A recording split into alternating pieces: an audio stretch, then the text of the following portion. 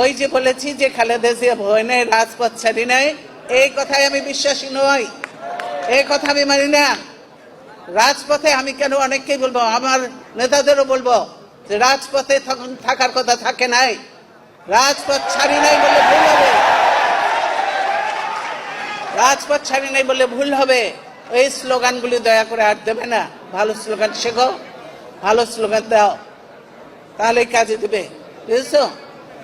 আমি তোমাদের সঙ্গে ছিলাম, এরশাদ বিরোধী আন্দোলন করেছি, এই বিএনপিকে 3 বার ক্ষমতায় এনেছি।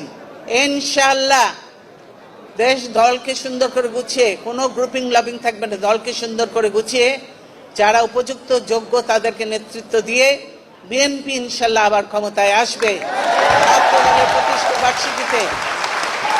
ছাত্র দলের প্রতিষ্ঠা বার্ষিকীতে এটাই তো আমাদের শপথ, এটাই তোমাদের হতে হবে শপথ।